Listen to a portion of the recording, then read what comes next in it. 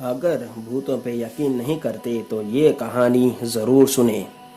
उस रात जब मैं अपने दोस्त को स्टेशन छोड़कर घर वापस आ रहा था, तब एक लड़की ने मुझसे बीच रास्ते पर लिफ्ट मांगी और फिर नमस्कार, आप देख रहे हैं आहट एक अनहोनी की, आपके दोस्त कश्यप के साथ।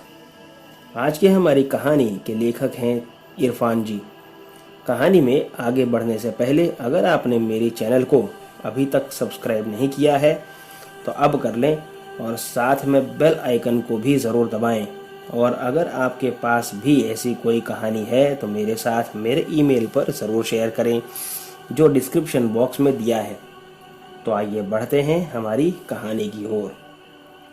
मैं और केविन बहुत ही गहरे दोस्त हैं और हमारी दोस्ती बचपन से है। हमने साथ में स्कूलिंग और कॉलेज की है। कुछ साल पहले की बात है, मैं और केविन मेरे घर पर बैठे थे और ऐसे ही कैजुअल बातें कर रहे थे। उस वक्त केविन की माँ का फ़ोन आया उसके मोबाइल पर और उन्होंने कहा कि तुझे अर्जेंट मुंबई जाना होगा, तेरे चाचा का एक्सीडेंट हुआ है। ये सुनकर केविन ने आंटी से कहा कि माँ, आप मेरी बैग तैयार करो, मैं अभी घर पर आता हूँ, वहाँ से स्टेशन निकल जाऊँगा। केविन ने ऑनलाइन तत्काल टिकट चेक की और उसे मुंबई की टिकट मिल भी गई। हम दोनों एक ही सोसाइटी में रहते थे, तो मैं भी उसके साथ उसके घर गया, जहाँ आंटी ने मुझे केविन को स्टेशन छोड़ने के लिए कहा और मैं तुरंत तैयार भी हो गया। वैसे भी रात का समय था और केविन काफ़ी टेंशन में भी था। मैंने उसे बाइक पर बिठाया और मैं स्टेशन जाने के लिए रवाना हुआ। स्टेशन पहुंचकर जब प्लेटफॉर्म पर हम पहुंचे तब अनाउंस हुआ कि मुंबई की ट्रेन 2 घंटा देरी से आएगी। ट्रेन आने के बाद केविन को उसके बर्थ पर बिठा के फिर मैं घर के लिए रवाना हुआ। रात के करीब 1 बज चुके थे। रास्ता एकदम से सुनसान तो नहीं था क्योंकि स्टेशन रोड था, इसलिए कोई ना कोई व्हीकल तो चल ही रहा था। कुछ दूर एक औरत खड़ी थी कुछ सामान के साथ और साथ में एक बिल्ली भी थी उसके हाथ में।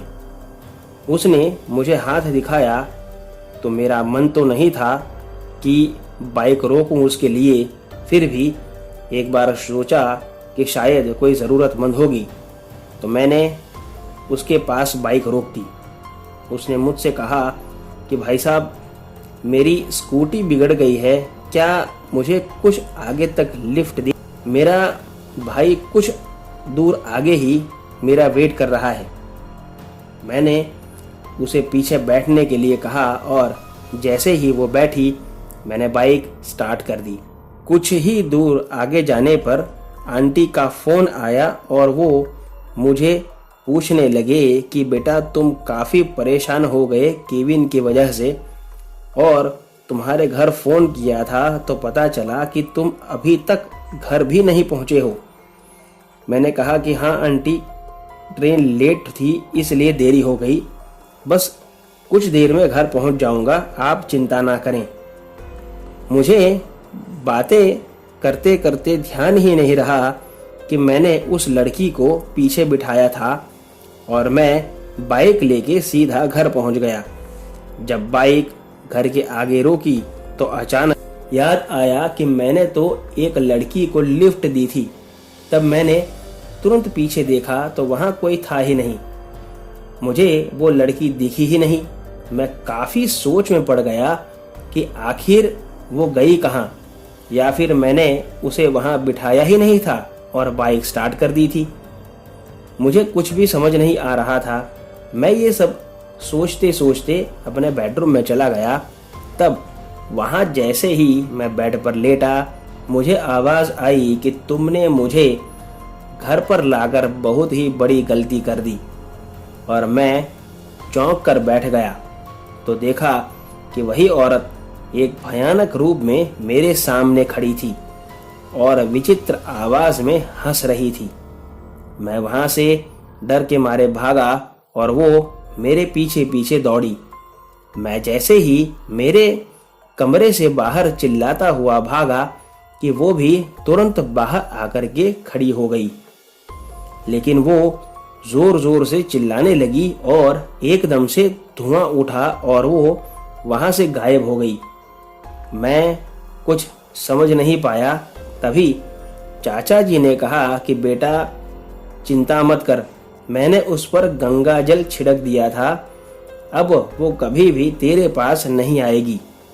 जब तू बाइक पार्क कर रहा था तब मैं छत पर टहल रहा था और इसे मैं तेरे साथ देख चुका था, तभी मैंने गंगा जल ले लिया था मेरे पास।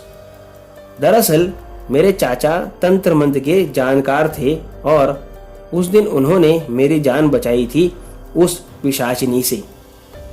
तो दोस्तों, आज की कहानी में बस इतना ही। अगर आपको कहानी पसंद आई हो तो वीडियो को लाइक और चैनल को सब्सक्राइब जरूर करें। तो मिलते हैं अगली कहानी में, तब तक स्टे ब्लेस्ड। Thank you.